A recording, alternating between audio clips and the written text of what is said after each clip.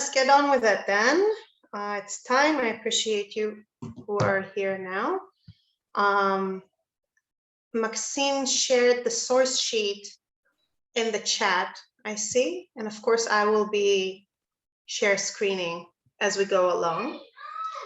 And I want to say that last time we ended on a very high note.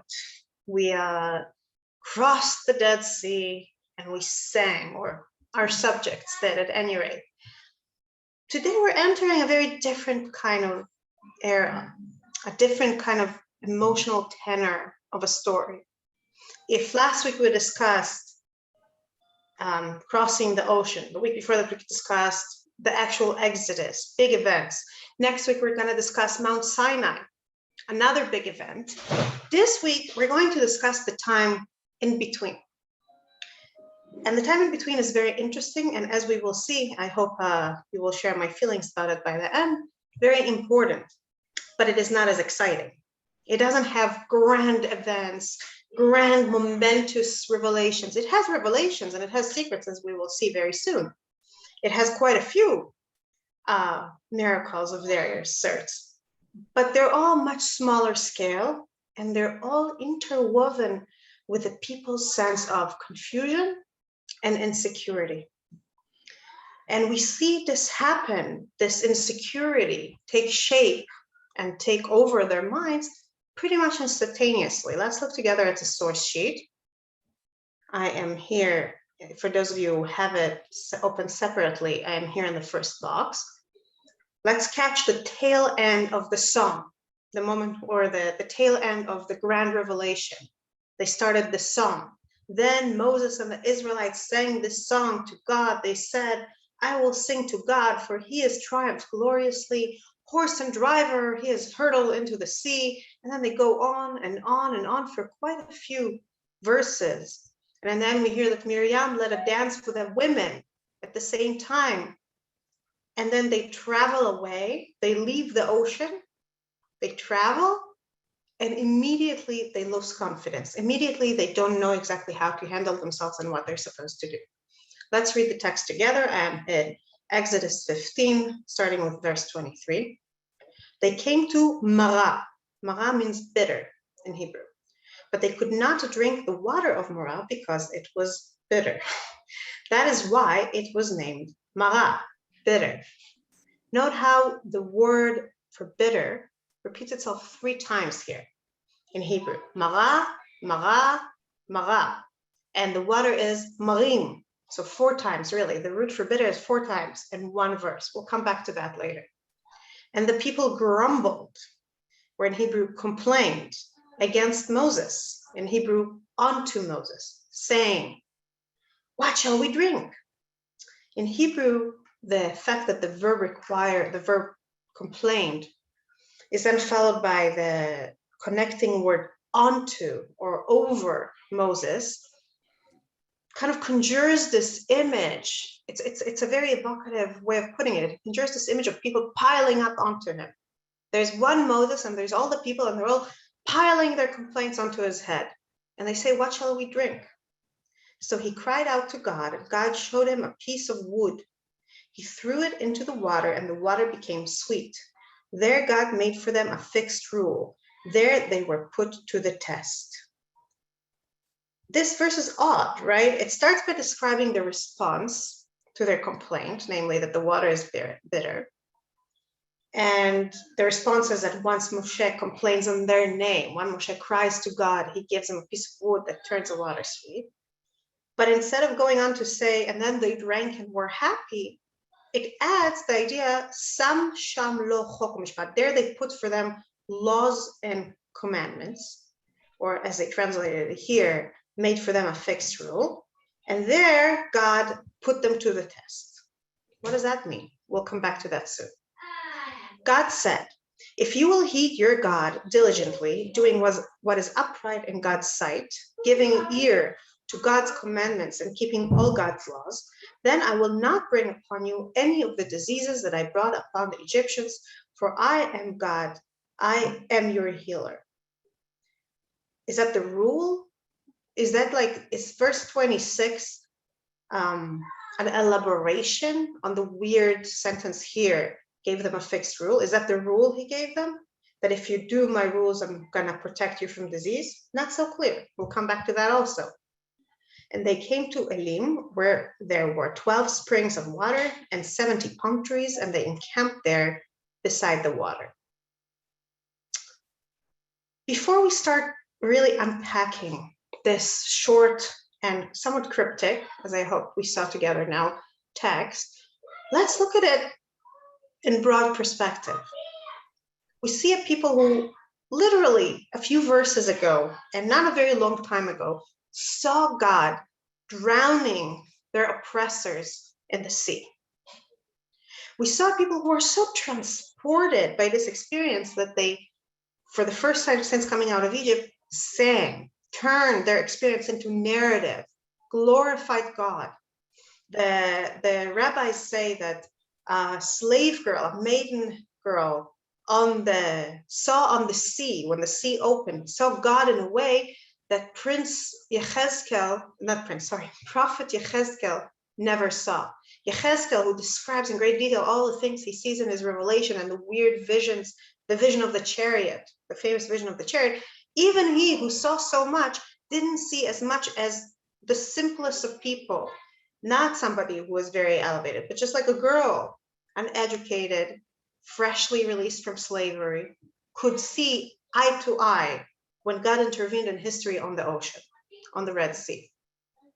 And then these people go straight from there to a place of insecurity and complaints. And it's not over. It starts with this event, the event in Marah, where the water is better. Then they travel to a new place, and again they complain, oh, if only we could go back to Egypt where we had meat and bread. How we don't have meat and bread. Hello, this was where they threw your babies into the river, but they're already complaining again. Then they start complaining about that. God gives them the manna, and once again, they don't exactly comply with what God tells them to do regarding the manna. We'll touch upon that later. Then they see the Amalekites attacking them, and they lose heart, and Moshe has to bolster them. Then, once again, they don't have water, and they complain to Moshe about not having water. And thus, they go all the way until the moment when they hit Mount Sinai, from one complaint to the next, to the next, to the next. We who are familiar with the story moving forward know that this is, in a sense, a preview for what will come after. In the end of Shemot and in the beginning, throughout the book of Numbers, we're going to see many, many more cases of complaint. But it's hard to fathom this emotion of not having faith, not having trust in God at this moment in history when you just came out of Egypt and you just saw the miracles and you should be at your highest moment of trust. And the narrative makes it very clear that it's a problem. The narrative, by piling these complaints closely together, by choosing to focus on these moments of complaints. The one exception is the war with Amalek that we'll get to in a bit. But by focusing to that, fill the time between the Exodus and the sea on the one hand, and Mount Sinai on the other, with one story of complaint after another story of complaint and after another story of complaint, the narrative is giving us a certain version of events that is very unflattering. But at the same time that this version of events stands, and it stands as a sort of condemnation or as a certain, how to put it, not conviction. In court, before you convict someone, you accuse them, right? Indictment, some sort of indictment of, look at how unfaithful you are, a moment, how untrusting you are of God, a moment after He saved you. At the same time that the text gives us this official version, in many subtle ways, it invites us to look at it from another angle. It invites us to look at a hidden history, at the reason why this time is important. And the reason that this time is important is that this is the moment when we see the people growing up. We see them rising to some extent. It's not done, it's not over. It's rising from a passive group of people being dragged along the desert into people who make choices who accept consequences, who stand up more on their own 2 feet than before. We talked a little bit about this theme last week. If you recall, we looked at a letter that John Adams, I'm here at box 3, wrote to James Warren in April 1776, in which he says, until now, trying to force people to fight for independence wouldn't have worked. They weren't prepared. But now that people are convinced enough that this is necessary, now we have to really start organizing as writing new constitutions, organizing a continental army, et cetera, really coming together to fight the war of independence. And last week we talked about it in the context of why God wanted them to start crossing the sea before he opens it for them, why God needs them to rise up and instead of complaining and expecting God to do it for them, to step in. The problem with that is that this is one moment. And a lot of people can rise to the occasion in moments of high crisis, but it's not the same as rising to the occasion day in and day out to the far less glamorous and yet far more necessary challenge of just taking responsibility for your own life. Think about your teenager children. Think about yourself as teenagers. All these back and forth, all this struggle. I'm sorry, can I just ask to make sure everybody to make sure that they're muted? Thank you. All this struggle to build yourself up to the point that you're not ready to be a hero and save the world. This, I think, most teenagers secretly dream of being able to do already, but rather of doing what today is called adulting. And in many ways, these days that the Jews, the Israelites are spending in the deserts, these few chapters that they're spending in the desert are the chapters that prepare them to be adults as a people. Especially when you think about the fact that they're coming out of a place of total dependence as slaves on their masters. And now God invites them to make a contract with him, not as slaves, but as partners, not equal partners, not equal to God, but partners. They need to be able to do that. And I want to reread the part we just read and see how God encourages them to do that, to grow up in this passage. But in order to do that, and then in order to go and apply the same question to the other experiences they're going to have, I want to first offer 3 possible, how to put it, trajectories of growth that we would like to see happen between Egypt and Mount Sinai. 3 possible venues in which the people need to grow up and become more than they were before. And I'm taking these venues or these trajectories not from the text, not from the biblical text, I'm taking it from external sources, from things we know about other things, about what it means to grow up and what it means to be people who need to be led somewhere.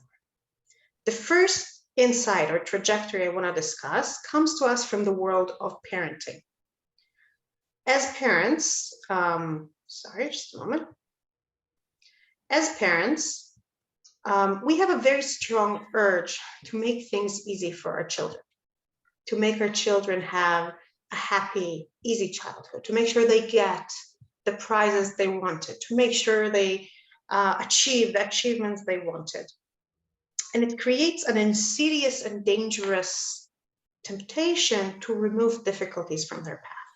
Perhaps it's more a problem of my generation of parents, me as a parent, than it was in previous generations, but it's certainly prevalent enough right now. And a parenting guru I happen to like, Carrie Kampakis, in a beautiful article called Prepare Your Child for the Road, Not the Road for the Child, wrote the following. It's hard not to be a snowplow parent in an age of snowplow parenting. It's hard not to clear every obstacle in our children's path so they can be happy now, getting what they want when they want it, and buck the current trends. But when we clear the road for a child, we make their life too easy. We don't allow them to build life coping skills that need down the road to handle life's hard realities. In other words, childhood and adolescence is the time when we're supposed to learn what it is to fail, what it is to have to try harder, what it is to discover our own limits and have to work really hard to overcome them. And if we don't learn it then, it's very hard to learn later. So this is going to be one trajectory we'll be looking for in the kind of experiences the people experience between the sea and Sinai, namely experiences that inspire them to face difficulty, face privation, face failure, and outgrow it. The second direction I want to offer comes from Aviva Zornberg's commentary, not on this part, but rather on Numbers, on the book of Numbers. She has a beautiful book called Bewilderments. In many ways, the part we're covering today in the book of Exodus is almost like a preview or a foreshadowing of the book of Numbers, because it's all about traveling in the desert and running into difficulties and dealing with them. Of course, if not for the sin of the spies, this would have been it. This part, that short part between sea and Sinai, would have been the bulk of their journey through the desert. They would have got whatever growth they were supposed to get out of it, and they would have been ready for the land of Israel. As we know, it doesn't happen. But what Aviva Zornberg says about the part that happens later very much applies here too. In the book of Wilderness, it is the people who continuously and turbulently speak. God's words are now spoken mostly in response to the people's speech. In the book of the Wilderness, Yetziat Mitzrayim, the issuing forth from Egypt, is registered within the subjective consciousness of the Israelites and within their own issues, their troubled utterances. Aviva Zornberg is drawing attention here to the fact that in the book of Exodus, in big moments of the book of Exodus, God does most of the speaking. Next week, we're going to talk about Sinai, about all the things that God says there. In previous weeks, we talked about everything that God told Moses and the people as they were in Egypt getting ready to leave. All the things God sent Moses to tell Pharaoh over and over and over again. But in order to become a people, it's not enough to be listeners. It's not enough to be receptacles to God's utterances. The people need to find their own voice. Because when God brings them to the land of Israel, God is not going to be hands-on in the way that he was in the Exodus. That's not the way God usually operates in the world. They need to be able to continue on their own. And for that, they need to develop speech, to develop self-expression, to develop, if you will, and this is something that I, as a mother of children on the edge of adolescence, feel very strongly, a sense of initiative. I find it one of the hardest things to encourage in children. You can encourage good manners by insisting on them. You can encourage good habits by making it a rule. But all the boundaries in the world are not going to help you if what you want to encourage is creativity and initiative. To the contrary, it can limit initiative and creativity. And I find it an ongoing challenge to try and inspire my children or invite them to lead their own forays into the world, their own forays into what they want to be. And in a sense, this is what God needs to leave room for in this time in the wilderness. And if you think about it, the wilderness is a very, I'm sorry, can everybody make sure they're muted? Thank you. In a sense, a wilderness is the right place for it because it's empty. It invites, it gives room. God needs to make room for them to speak up. So this is the second trajectory we're going to be looking for, the development of the people's speech, of the people's ability to speak up. The third has to do with a realm we didn't discuss yet. It has less to do with how you handle challenges, because challenges still come to you from the outside, and less to do with what you say, and much more with what you feel. And in order to explain what I mean by that, I want to bring a quote from Rabbi Jonathan Sacks, High Lord Rabbi Jonathan Sacks, Zichrono Livracha, in an article that he wrote about the war against Amalek. Just to recoup, in the war against Amalek, Moses stands on a rock, and whenever Moses's hands are raised, the people are winning. Whenever he's too tired and puts them down, they're losing, until Hur and Aharon hold his hands up for him. And the rabbis immediately ask, what? It's magic? When Moshe's hand is up, they win, they're down, they lose? No, it's a reminder. When they see Moses with his hands up, they think about God and their faith brings them victory. So talking about that, Rabbi Sachs writes the following. A fundamental principle of leadership is being taught here. A leader must empower the team. They cannot always do the work for the group. They must do it for themselves. But the leader must, at the same time, give them the absolute confidence that they can do it and succeed. The leader is responsible for their mood and morale. In today's terminology, a leader needs emotional intelligence. Daniel Goleman, best known for his work in this field, argues that one of the most important tasks of a leader is to shape and lift the mood of the team. Great leaders move us. They ignite our passions and inspire the best in us. When we try to explain why they are so effective, we speak of strategy, vision, of powerful ideas, but the reality is much more primal. Great leadership works through the emotions.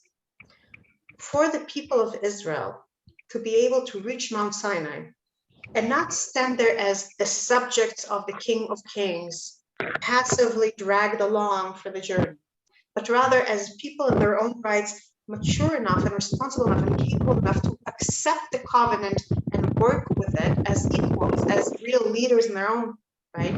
Not enough that they will have good coping.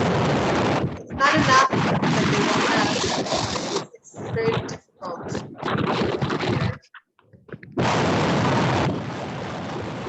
Please make sure you're muted, everybody. It's very hard to stand up right. You don't also have. Can everybody just take a second and make sure that they're muted, please? Thank you. I don't know how to mute everyone. I'm sorry. I don't. Usually Maxine is here to help me with that, but I don't know how to do that. I'll try. Mute all. That's it. Okay. Let's continue. Can you hear me? Please nod. Okay, thank you. I didn't mute myself by mistake. Okay, that's very good. That would somewhat defeat the purpose. Either way, in order to stand as equals in Sinai, they also need to have a feeling of self-confidence. They need to believe in themselves. And this is a level of emotional maturation, of emotional growth that no one can force on you. People can invite you or encourage you to reach it, but they can't force it onto you. And this is another trajectory we're going to be looking for. So without further ado, let's go back to the passage we read earlier about the very first moment of difficulty and see how God and the people handle, or God tries to help them handle all those three trajectories. I'll repeat what they are. One is dealing with difficulties, not preparing the road, but rather preparing your child for the road. One is initiative and speech, and one is emotional maturation, confidence. Let's start again. They came to Marah, but they could not drink the water of Marah because it was bitter. That is why it was named Marah. So already here we see that God listens to parenting advice, so to speak, and does not prepare the road for the children. He allows them to run into difficulty. In fact, it's so odd. It's such a notable thing that God allows them to run into bitter water that the rabbis ask, wait a minute. When a king or a leader prepares their army for a march, they take care of their supply in advance. If you don't take care of their supply in advance, you're going to fail. How can it be that the King of Kings doesn't prepare supplies in advance? Why can't the water be already sweet when they reach there? It's God. He can do whatever he wants, right? And they say, no, it's on purpose, so that they would have the experience of privation, the experience of coming there and finding that the water is bitter and that they don't have drink. And then God will turn it into sweet water for them. And then next time they will have more trust in God, and they'll be less frantic when they run into difficulty. They need to learn to live with these kinds of privations, with these kinds of challenges. So we see here both how God allows them to face difficulty, And also we see some of the third trajectory here, namely helping them to develop a sense of confidence, a sense of trust, a sense of they can do it. It's a doable achievement. But we didn't see yet how speech comes into the picture. So let's keep going with verse 24. And the people grumbled against Moses, saying, "What shall we drink?" And here the rabbis again say something very astounding, the commentators. They say, this is not even a real complaint. Later, and we will get to that part soon, when they complain about being hungry, they really phrase it as a complaint. They say, oh, if only we could be back in Egypt, if only we had the meat and food in Egypt. Here, they're asking a question. It's described as grumbling, as crowding on Moses, and perhaps expressing that right now they're still not in a place of confidence. They still need to build that confidence. But despite being frantic, despite piling onto him with their concerns, the question is actually very, very polite, very objective. What should we drink? You are our leader. Tell us, what should we drink? And here God does something beautiful, because God doesn't say, do like this, snap your fingers and make the water sweet. God says, take a piece of wood and throw it into the water and it'll become sweet. And the rabbis immediately say, that doesn't make any sense. Why do it this way? Why take a piece of wood, and presumably it's a bitter wood also if it grew out of this water, and throw it into something bitter? Why would one bitter, unedible thing touching another bitter and unedible thing produce something drinkable, potable? Why do you need both? And they say this is the miracle.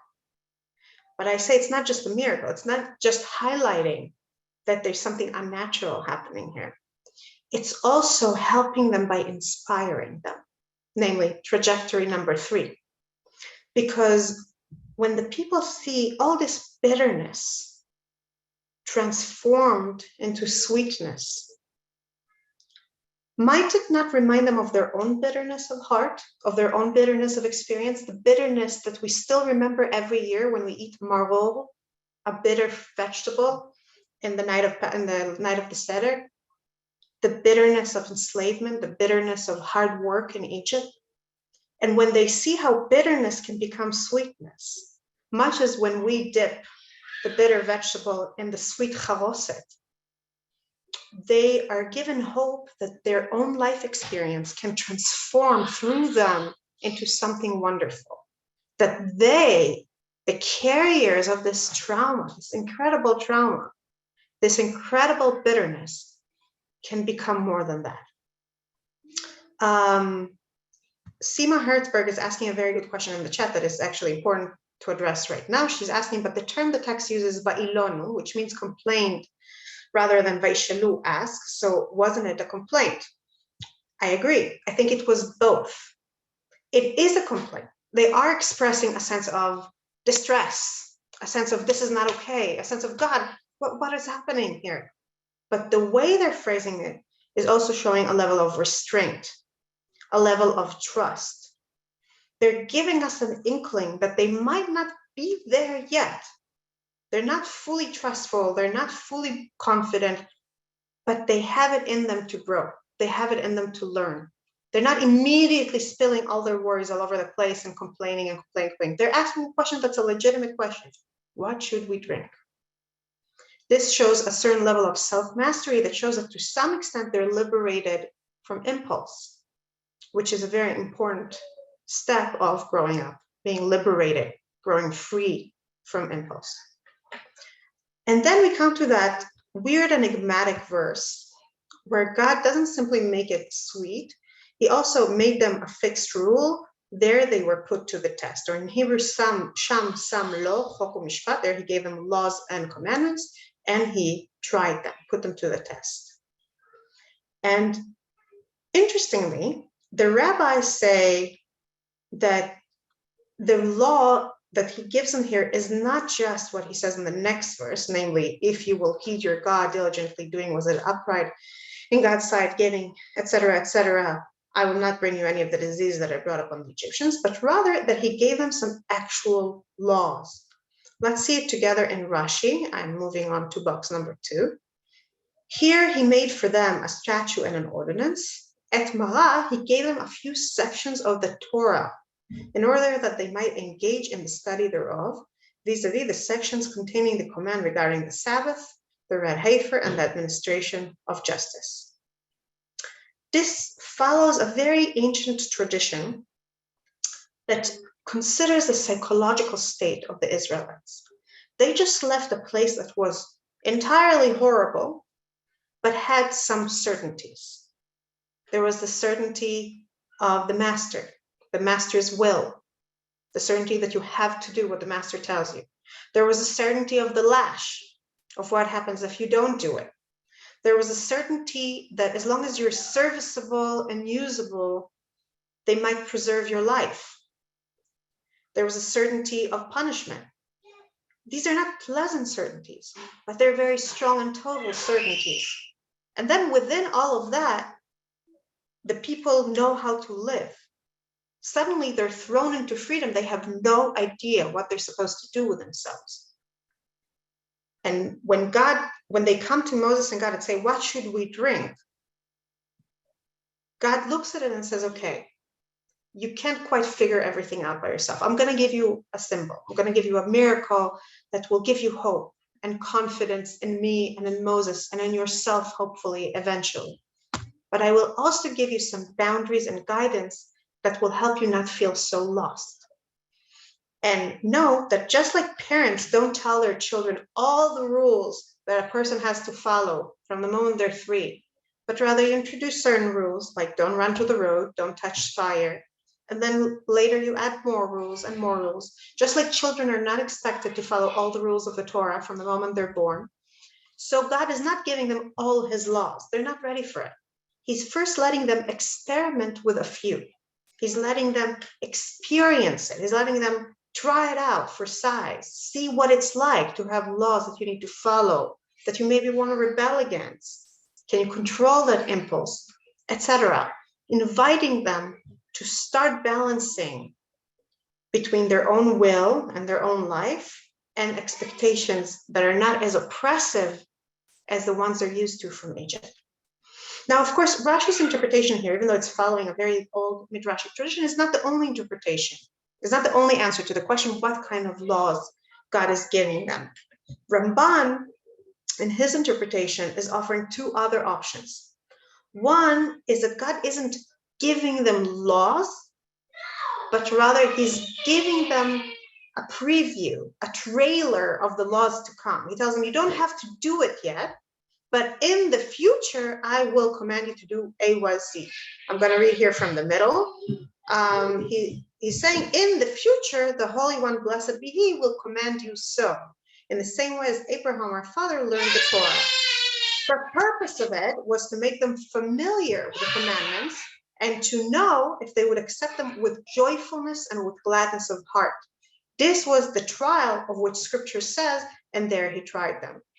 In other words, the point here, unlike in Rashi's explanation, is less to work with boundaries, it's more to work with ideas. And there the question is less, are you going to comply? How are you going to apply it in your own life? But rather, are you going to find joy in contemplating these ideas? Are you going to be able to, looking at them, seeing them a source of self-determination, or are you going to be like a little kid being dragged to school to his great chagrin? Then Ramban offered another answer, namely that it wasn't the Torah laws at all that God offered them there. It wasn't, I apologize for the noise here, there are children in the house. I hope it's not too loud for you. God didn't offer them specific Torah instructions like Shabbat or something like that, but rather basic social rules for how to live together. Because until now, all the rules stem from Egypt. All the rules stem from what the Egyptians' masters tell you to do. Now that they're traveling as a group in the desert, it's not enough that God and Moses leads them. They need to not walk into each other's bedrooms, for example, not take each other's things. They need to ration their water. They need to ration their food. So God gives them rules like that, some guidance that's more kind of like wilderness education on how to be a society. And they need to get used to that before they can accept the particular laws of the people of Israel. They need to be a people before they can be a people of Israel. One way or another, at the end of, no matter how you understand the specific laws, what we see is that God is allowing them to face difficulty, which speaks to the first trajectory we mentioned, the learning how to deal with life, waits until they speak up and come to him with the question, then offers them a miracle that inspires them and gives them some boundaries to work with as they move forward. All of that happens again in a much more complicated way a few verses later when they come to him with a new complaint. Let's look at it together. I am in box 4 here, Exodus 16, verses 1-3. Setting out from Elim, the whole Israelite community came to the wilderness of Sin, which is between Elim and Sinai, on the 15th day of the 2nd month after their departure from the land of Egypt. In the wilderness, the whole Israelite community grumbled against Moses and Aaron. The Israelites said to them, "If only we had died by the hand of God in the land of Egypt, when we sat by the flesh pots, when we ate our fill of bread. For you have brought us out into this wilderness to starve this whole congregation to death." This is a much harsher complaint already. This is no longer the mild, "what should we drink?" that we heard before. This is a fully pledged grumbling. Something to remind us that sometimes the process of growth is not linear. It's not that you always get better or more mature. Sometimes you have bursts of maturity and then you regress and then you burst forward. And as long as you eventually reach the point of growth you need to get to, it's fine. But we see that happen here. We see how farther away from Egypt, they're less kind in their complaints. But there's more than that. As the commentators note, this very particular language, when they talk about sitting on the pot of flesh, the pot of meat, tells us something specific about the people making this complaint. And different commentators deduce different things. Or Chaim deduces the following. I'm here on the source sheet. This verse clearly shows that the people who uttered the slander were not the ones who had performed slave labor, but had been overseers. The laborers had never had anything to eat but unleavened bread. Possibly the speakers were the well-known Datan and Aviram, these two nasty people who will later challenge Moses in the case of Korach, and then are blamed by the rabbis for almost every murmuring before and after, not after, who were known for their wickedness. Whether or not you accept what Or Chaim says here, namely that it's not all the people saying that, but rather the people at the forefront, the people framing this complaint, are the people who were chosen to be like the overseers of the slaves. Whether you accept it or not, he is drawing our attention to a very important fact, that when we talk about the adolescence of the people and the growth of the people, it's very important to remember, namely that they're not a homogeneous group. The Israelites have not all had the exact same experience at this point. Some of them were at the bottom of the rung. They were the real laborers. Some of them received some privileges in return for overseeing the labor of their brothers and sisters. Recall how Moses ended up running away from Egypt because he saw two Jews fighting, and it's pretty clear that those Jews are not in the position of total servitude. There's clearly some stratification within the Jewish people. For that matter, let's talk about gender. The experience of women in Egypt and men in Egypt was not the same at all. The experience of people who were older and lived through different stages of the subjugation was not the same as people who grew up, were born relatively late and experienced only the last bitter years and didn't see how it gradually became worse and worse. And somehow Moses and God want this varied group of people, all of them carrying trauma, but not all the same trauma, and presumably some of them carrying resentments against each other, to become one people, which adds a whole other layer of complexity to the project we're watching evolve, because they're not just trying to become more independent. They also have to learn how to be with one another. Another commentator, Ha'amek Davar, I don't have it in English, I'll just translate it for you here, looks at the same verse and learns something different from it. He says, when you're a slave, you don't have your own animals that you then slay and cook and eat. Your masters have the food. They have the means of production. They have the food. And they make some stew or something and serve it to you when they so wish. And while it means that you're totally dependent on them, it also means that you never have to make the calculation of, should I kill this cow now or wait for a month so that I'll have meat later? Do I have enough goats that I can kill one now, or should I keep them for milk? Do I have enough sheep that I can kill one now because I feel like eating meat, I'm hungry? Or should I wait until my baby is born in 3 months? Or maybe if I kill the sheep, they're not going to breed and I'm not going to have milk later for the baby, etc., etc., etc. You don't have to deal with all these questions of husbandry, of dealing with your own property. When you're a slave and you eat what you're given when you're given it, and it's terrible, but you don't have to make any decisions in that case. In other words, when the people are coming and saying, we want bread, we want meat like we had in Egypt, to some extent, the subconscious desire they're expressing is, in a sense, the infantile desire to be spoon-fed, not to have to make these kinds of decisions, not to have to take responsibility. And Amek Daval there in the Hebrew, you can see it later yourself if you want, even makes a comment about that, that now that they have animals, they didn't have property before. Now that they have animals, they don't want to kill them, they want to keep them. It reminds me a little bit of how my family is from the Soviet Union. When my uncle moved from the Soviet Union to America, the first time he went to the supermarket, first of all, he was totally lost at the plenty. And secondly, he went and bought a few frozen chickens and put them in his freezer. And he never ate them, but he wanted to have it. He wanted to have these chickens to feel safe. Suddenly, these slaves are coming out and they have food and they don't want to give it up. They don't want to suddenly kill the animals they just got. They want to keep it for a rainy day. And where is the master? Where is the overseer to spoon feed me food?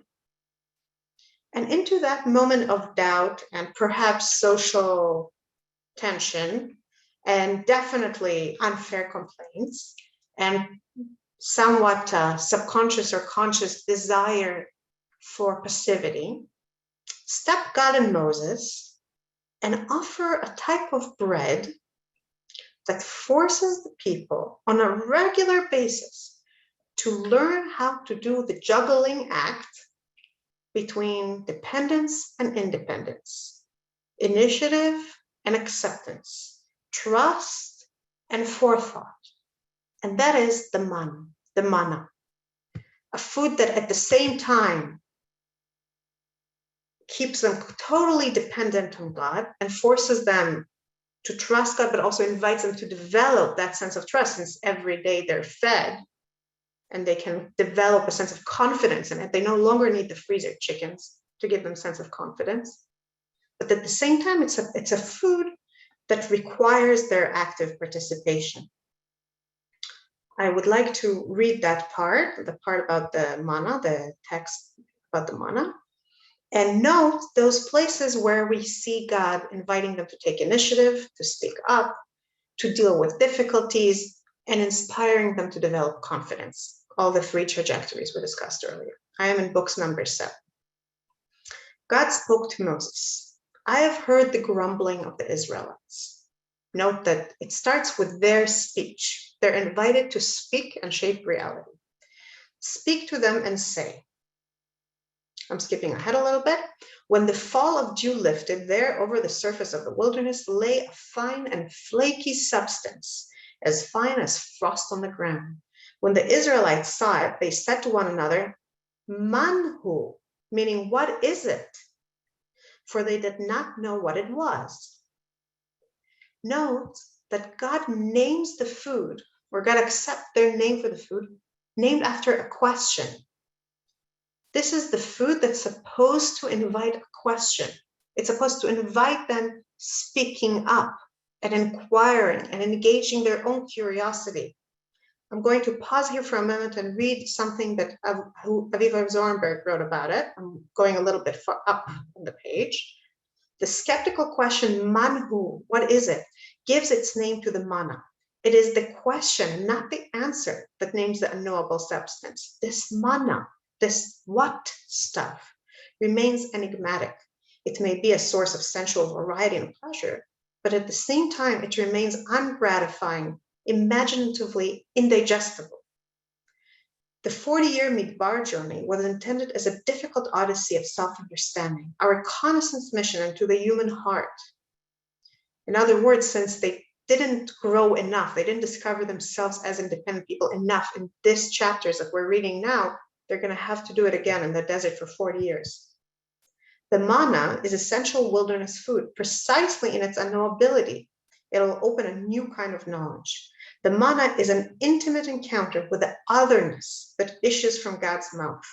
Just like God's words inspire them to see something beyond themselves, so does God's food inspire them to think beyond what they know and see. A substance that tells of the unknown leads the consumer to see through its flimsy appearance. This is the essential Midbar experience, desert experience. The unknowable leads the traveler to an imaginative knowledge, which transfigures the world. In other words, if God had said, okay, sure, here, I'm going to rain loaves of bread or matzot at you, they would just accept it. It will be just bread. By giving them something that is a weird substance, and to this day, we're not sure exactly what it was like, God invites them to constantly ponder the limits of what they know and go beyond that, thus inviting growth from them in both imagination and speech and development of ideas. I'm going to go back now to box 7 to the text itself. I am going to read in verse 19. And Moses said to them, let no one leave any of it over until morning. Once again, Moses gives them a boundary, a rule, an opportunity to trust God, but also follow God. Not just trust that he will feed you, but also trust that translates into actions. And at first they failed, but they paid no attention to Moses. Some of them left of it until morning. Again, think about my uncle and his frozen chickens, right? They're given food. They're not going to let it go so fast. And it became infested with maggots and stunk, and Moses was angry with them. So they gathered it every morning as much as each one needed to eat, for when the sun grew hot, it would melt. So they have an experience, they fail, and they learn from it. They learn not to do it again. They learn it's unneeded and useless. Just like parents letting their children fail first and then grow better instead of removing the boundary to begin with. And then there's a shift. I'm here at verse 22. On the 6th day, they gathered double the amount of food, 2 omers for each. And when all the chieftains of the community came and told Moses, and here I want to pause and say that according to the rabbis, they came to tell it to him as a matter of concern. They said, oh no, the people are doing it again. They're collecting more than they should. We thought they learned their lesson, but they didn't learn their lesson. Except that now we'll find out that actually this is a proof that they did learn, because they learned that it's important to listen to God both when he says stop collecting and when he says collect double. He said to them, Moses tells to the leaders of the community, chief stands, this is what God meant. Tomorrow is a day of rest, a holy Sabbath of God. Bake what you would bake and boil what you would boil, and all that is left put aside to be kept until morning. So they put it aside until morning, as Moses had ordered, and it did not turn foul, and there was no maggots in it. Once again, we see how living with the man invites them to balance out dependence and independence. The food is given to them, but they have to go and collect it, and they have to collect it in the right way and in the right amount. Sometimes the right amount is for 1 day, sometimes the right amount is for 2 days. They have to keep track and make it happen. And if they fail, God doesn't kill them. God doesn't rain fire on them. The food goes bad, or they don't have enough food for the next day. They are getting natural consequences that are appropriate to the mistake, thus being pushed to develop both their ability to handle the situation and their sense of confidence in God and in themselves. I want to continue here. I am in let's start again with verse 24. So they put it aside until morning, as Moses ordered, and it did not turn foul, and there were no maggots in it. Then Moses said, eat it today, for today is the Sabbath of God. You will not find it today on the plain. 6 days you shall gather it. On the 7th day, the Sabbath, there will be none. Yet some of the people went out on the 7th day to gather, but they found nothing. Again, people are experimenting, like children, looking at the boundaries you give them and stepping just a toe over them to see how you respond. So the people. And God said to Moses, how long will you all refuse to obey my commandments and my teachings? Mark that it is God who, having given you the Sabbath, therefore gives you 2 days' food on the 6th day. Let everyone remain in place. Let no one leave the vicinity on the 7th day. So the people remained inactive on the 7th day. I want to pause here again and point out that now God expects from them inactivity. Until now, God asked them to act. Now God asks them not to act. But this inactivity is very different from the inactivity of a slave expecting orders. This is an inactivity they have to choose and prepare for by collecting double on the 6th day. In other words, they have to make this island of time, of inactivity for themselves. And in a sense, this is an even fuller challenge to their own sense of liberty, to their own sense of agency, of initiative, than the activity is, because it's telling them, can you be free enough from impulse, from fear, from your slave habits, not only to do what God tells you, not only to trust in him, not only to be proactive in your relationships with one another and manage your society well, but also free enough to be able to say, I'm letting go now. Right now, I'm sitting back. It's no wonder that the Sabbath is such a central commandment, that it deserves being given to us before we even make it to Sinai. Because in many ways, the Sabbath is the antithesis of what it was to be a slave in Egypt. In Egypt, you don't control your actions. You don't control when you're active and when you're inactive. You're doing what the master tells you. You have to. You have to act to fill the quota. Until you fill the quota, you can't rest. The Sabbath means that you are a master to yourself enough that you can let go of work. You don't need to spend every moment of your waking life looking for substance or following orders from a master or running around and doing activities. You can afford to let go. You can plan ahead enough to make it possible by collecting the food you need and setting the hot water urn, the plata, and whatever we do in the modern time to make it happen. In other words, you are a master of your time and of your plans and of the way the future is managed through your actions in the present. And so God gives them the Sabbath and gives them the manna and gives them this daily opportunity to work their way through challenges, to take initiative in the right way, to come to trust God and also trust themselves. And he turns it into their way of life. He takes all these lessons that they need to learn and makes it a daily experience for them and a weekly experience in the case of Shabbat. But the difficulties are not over. And the next difficulty comes from without. The next difficulty comes not when they're complaining, but rather, they do complain one more time. They complain about not having water, and Moses hits the rock and gives them water. I didn't bring it here because we already talked so much about complaints. After the water, The next challenge comes from without, from Amalek, this nation that comes and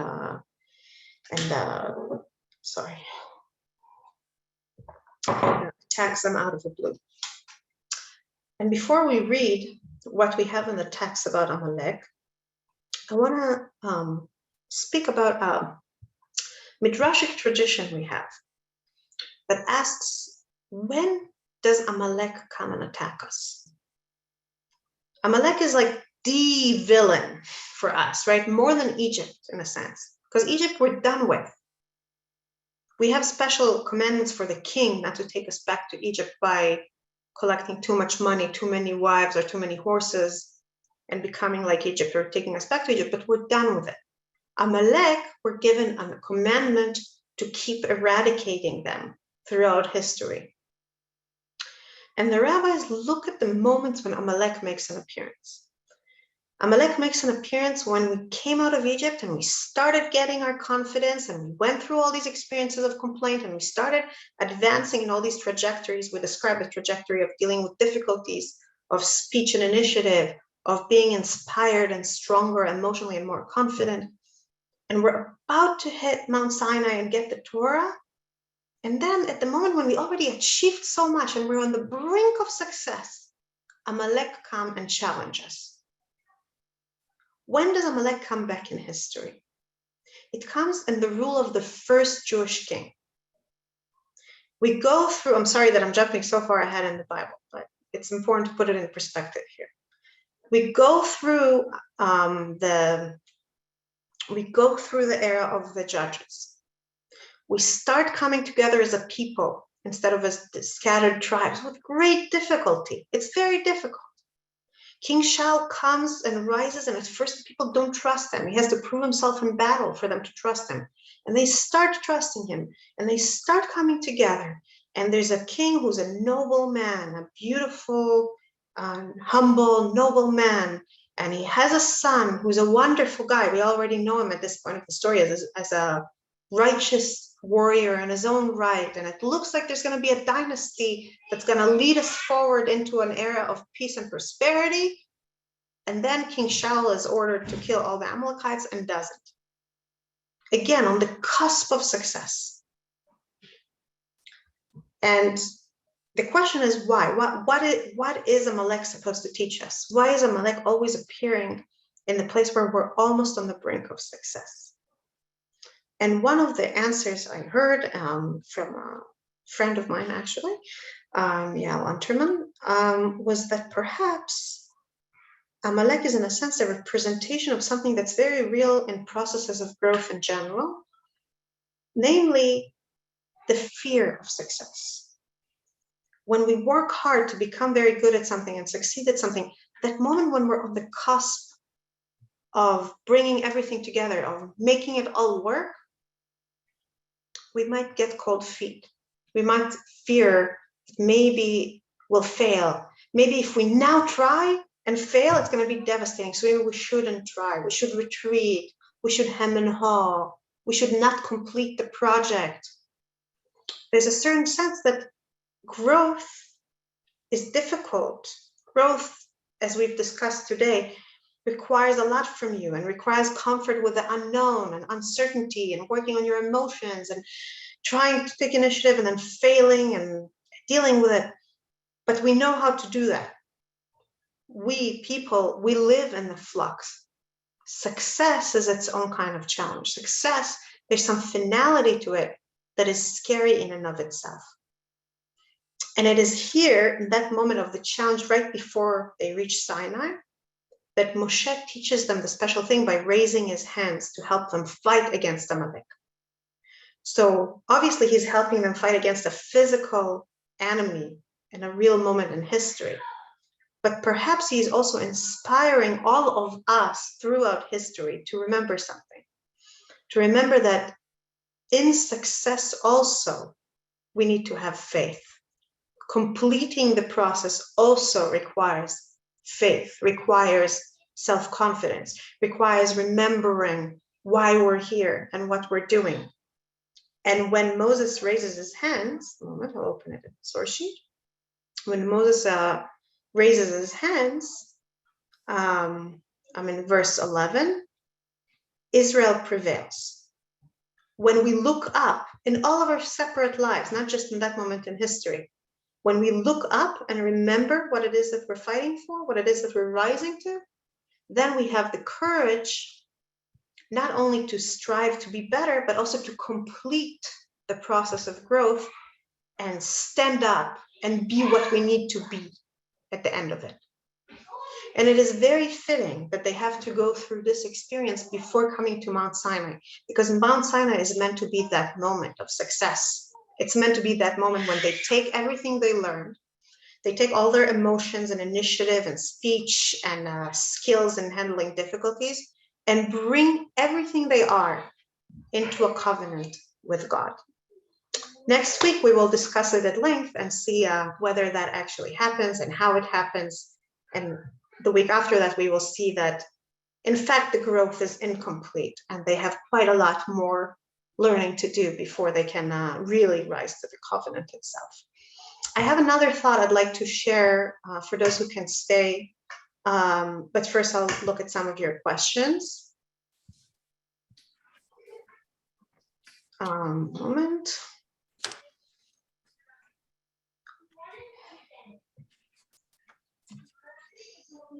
Liebna Hefner wrote, when they complain in Egypt, Pharaoh imposed more work on them. When they complain as free people, God gives them Torah to studies, laws, philosophies, and rituals of their very own as a people.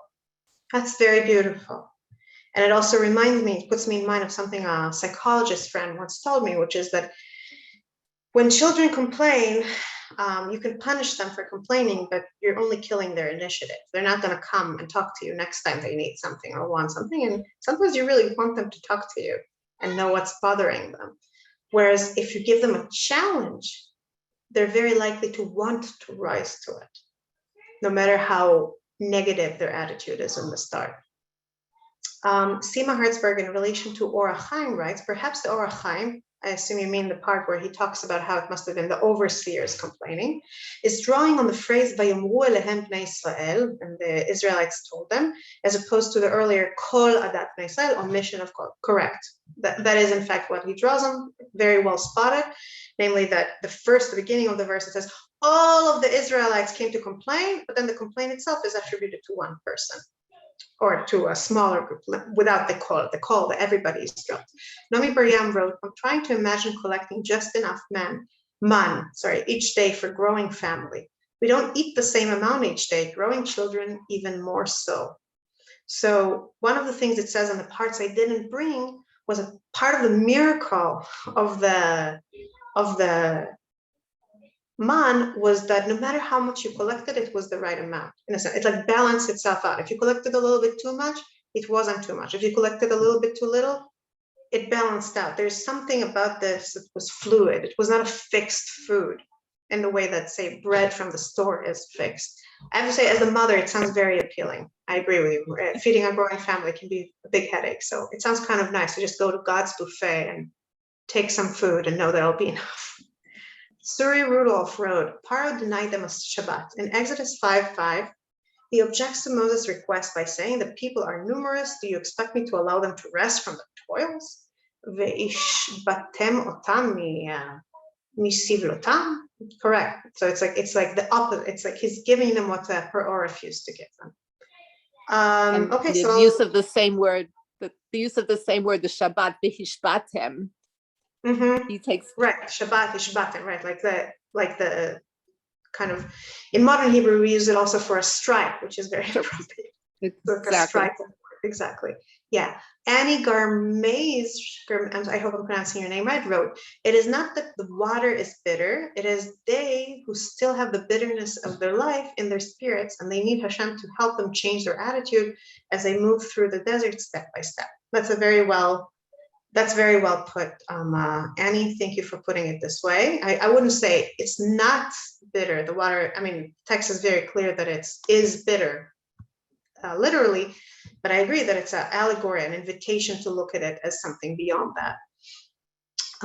Okay, so on that note, thank you to everybody for your questions. I'll just share a very quick thought for those of you still here.